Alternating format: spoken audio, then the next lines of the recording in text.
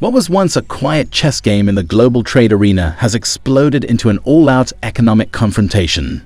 With tariffs rising like tidal waves, reshaping global commerce, Amazon has made the unthinkable move, abandoning its American center of gravity for a new base in the United Arab Emirates. This isn't a bluff. It's not symbolic. It's a decisive pivot by one of the most powerful corporations on Earth, and it sends a chilling message to Washington. If trade policy becomes a weapon, companies will retreat to safer ground. For decades, Amazon was the poster child of American innovation, deeply entrenched in the US economy. But now, amid Donald Trump's aggressive tariff crusade, the e-commerce titan has flipped the script. Instead of resisting, it has restructured. Instead of fighting, it has fled. The company's dramatic departure from the US signals something far more dangerous than a temporary trade skirmish. It signals a permanent global reset. How could the most iconic American corporation come to this decision? And what does it mean for the future of US economic power? Let us know what you think in the comments below. If you're interested in understanding how trade wars are reshaping Africa and the world, be sure to subscribe to the African Web and ring the bell for more content like this. President Trump's economic strategy is built on bold declarations and punishing tariffs. What began as a strategic maneuver to rein in China and protect American industry has turned into a blunt force campaign targeting nearly every corner of global commerce. From smartphones to sneakers, Trump's latest round of tariffs slams $145% duties on key Chinese goods, raising the baseline cost of nearly every product entering the country. The ripple effects didn't stop there. The European Union now faces a 50% tariff beginning June 1st, following a breakdown in trade talks. But the most jarring element was the president's direct targeting of corporate giants. In a fiery Truth Social post, Trump demanded Apple manufacture all iPhones on American soil or face 25% levies. Amazon, too, was put on notice. Either align with American interests or brace for economic consequences. For a White House bent on forcing corporate loyalty, the message was clear: adapt or pay up. Yet, in threatening the very companies that fuel consumer access and global logistics, Trump may have miscalculated the cost of coercion. Behind the polished front of two-day shipping and seamless checkout, Amazon was already crumbling under the weight of Trump's tariff policies.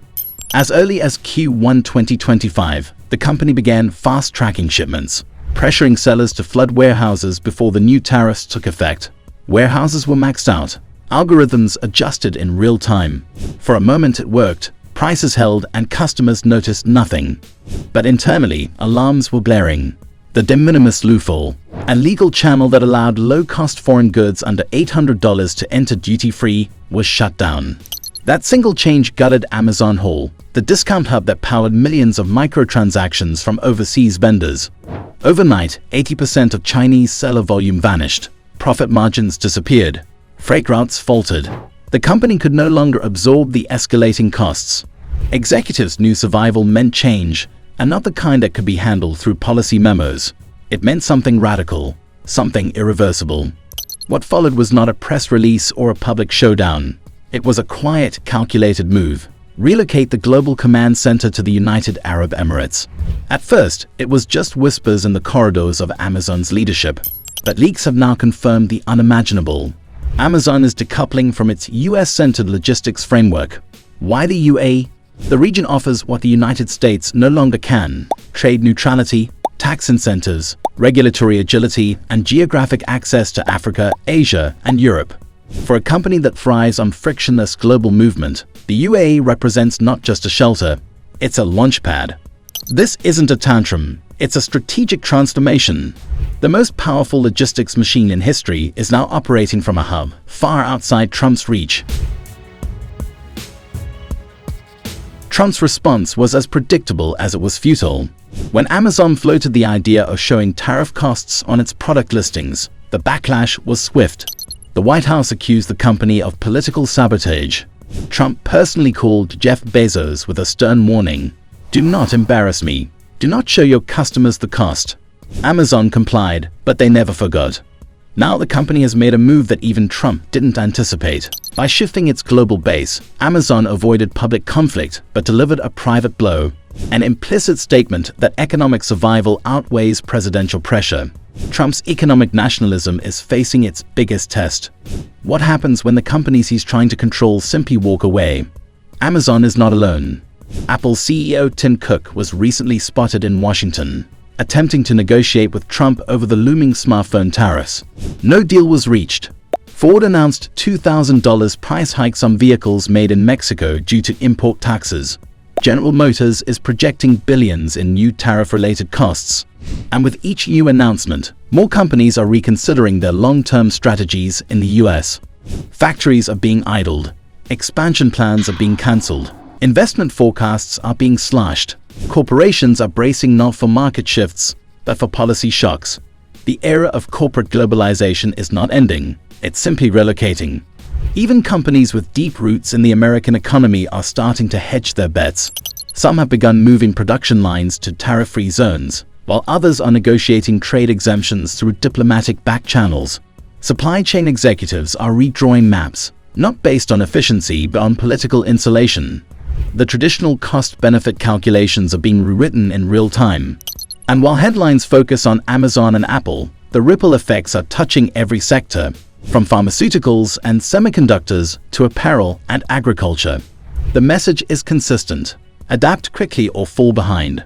For multinationals, it's no longer about winning in America. It's about surviving the volatility of its policies.